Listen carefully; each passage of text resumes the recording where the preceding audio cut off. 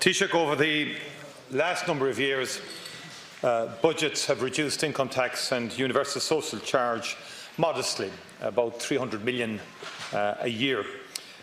But in order to do that and maintain an increased spending, there had to be increases in taxes elsewhere.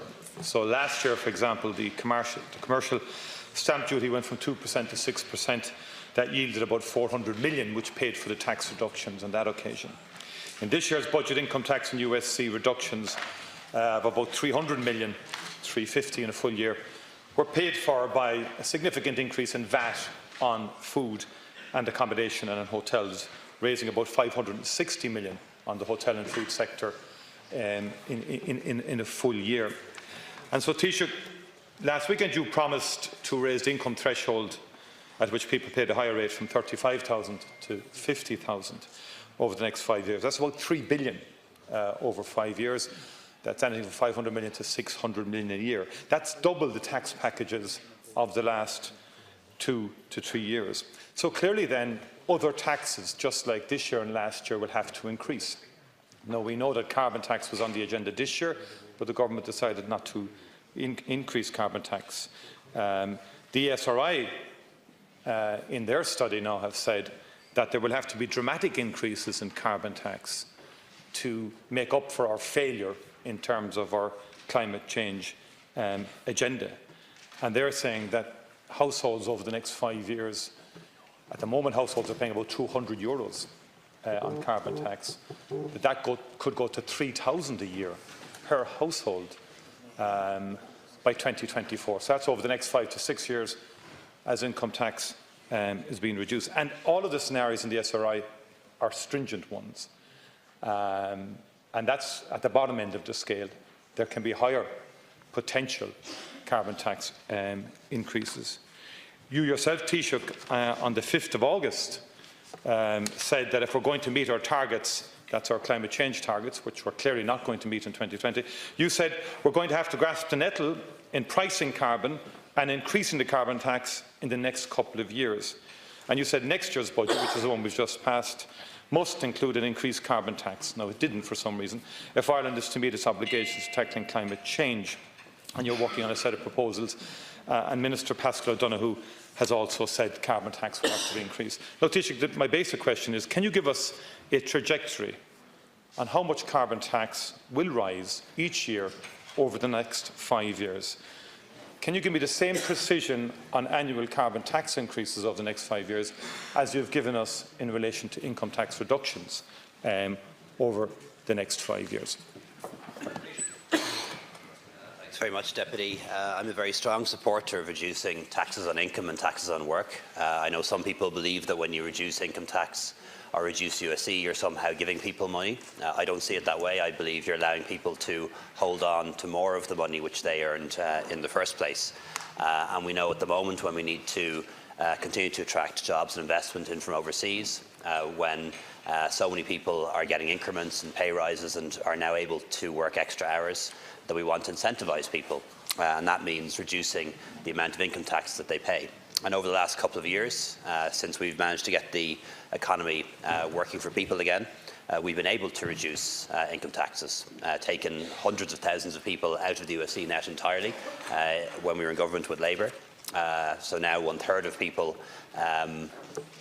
who work don't pay any income tax at all. And in more recent years, really focusing on reducing the USC and reducing the point at which people pay that highest rate of income tax. And just in the past 3 budgets, including the one just gone by, for the average person earning about 45,000, those cuts in income tax and USC are worth about €750 in a full year. For a couple on an average income, those tax and USC reductions are worth about €1,500 in a full year. And that's not a huge amount of money, but €1,500 a year, it's probably a month's rent, probably a month's mortgage, probably a month's childcare, perhaps a bit more than that. And I think we can do better in the years ahead if we keep the economy growing, if we make sure that we manage the public finances prudently. Your assessment that income tax reductions have to be paid for by tax rises elsewhere, that's not entirely true. I would argue that most of the money that we're going to get from VAT next year, most of the money that we're getting from stamp duty this year, is going into additional public spending. So if you look at entire budget package of 2 to 3 billion, the amount of that comes from tax increases or discretionary revenue measures is a couple of $100 million. So it's not as straightforward as just offsetting one from the other. You could equally argue that that money is going into health, or that money is going into housing, for example. And we have set out our projections in the years ahead. We're able to afford a tax package of about €620 billion a year and still increase public spending from 66.5 billion next year to 68.7 the year after, to 70.8 the year after that, 72.6 the year after that, and 74.6 the year after that. And I'm happy to provide those costings, which indicate how we can continue to increase public spending and also afford modest tax reductions as well. But that is, of course, contingent on managing the economy well, managing the public finances, making sure that people have jobs to go to, and doing all of the things that are fundamental to have an economy working well. Why didn't you answer the question that I asked you? I asked you, could you give me a precise trajectory of the annual increases in carbon tax that will happen year by year over the next 5 years? That's the question I asked you. Minister for Finance has said there will be carbon tax increases. You said in August there will be carbon tax increases. It's all very well to make a specific pledge on one aspect of a budgetary package, which is income tax. But that has to be paid for. And explicitly, you came to us last year and said we will pay for the tax package last year by commercial stamp duty, a once-off windfall, 2% to 6%. This year there is no question, but you could not have done a 300 million tax package if we didn't, or if you didn't, the government didn't decide to increase the VAT back up to 13% on the hotel and food. That's what paid for it. Otherwise, you're going to have drastic cuts in services, in health and education, and you haven't suggested that's going to happen. The bottom line is this, Taoiseach, that we're failing in terms of our climate change targets abysmally. No question about that, no dispute. ESRI are saying that's a reality over the next number of years. It's going to have to be paid for. It's a very simple question, Taoiseach.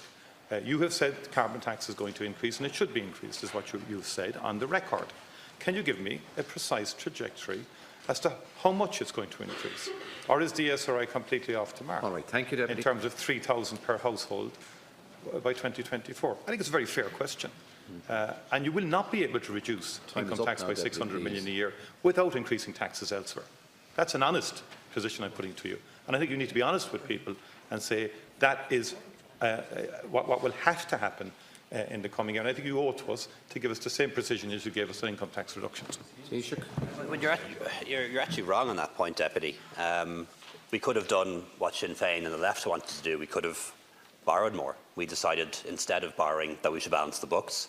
We could have had a €700 million increase in spending in health rather than a €1 billion increase spending in health. So, you know, the VAT increase was as much about funding health and housing or balancing the books as it was about finding money for a tax package. And you know how budgets are done. There's always a number of moving parts. In terms of carbon tax, the ESRI is way off the mark. Certainly, this government of Fine Gael independence does not intend to raise carbon tax to the kind of level suggested in that report. In terms of the trajectory, we haven't worked one out yet. That is something. No, we haven't. That is something we're going to need to work on in the years ahead. We have, and it's entirely reasonable for a political party. It's entirely reasonable for a political party to set out its policy on income tax over 5 years. Where is the policy on income tax and carbon tax from Fianna Fáil? I haven't seen one. Where is the 5-year policy on income tax and carbon tax from Sinn Féin? It's entirely reasonable. We're probably the only party that is actually ahead in terms of setting out a trajectory. And yes, we are working on that at the moment. And a time will come when we're willing to put forward, or we're ready to put forward, a trajectory for increases in carbon tax. And my view, and I expressed this already at the weekend, my view is that if we're going to go down the model of increasing carbon tax, and I do think we need to do that if we're serious about reducing carbon emissions, we should follow the model that's being pursued and proposed in Canada, where the money is given back to people in the form of tax credits and welfare. Thank you. Deputy Mary Lou MacDonald. Please, would you please, Deputy?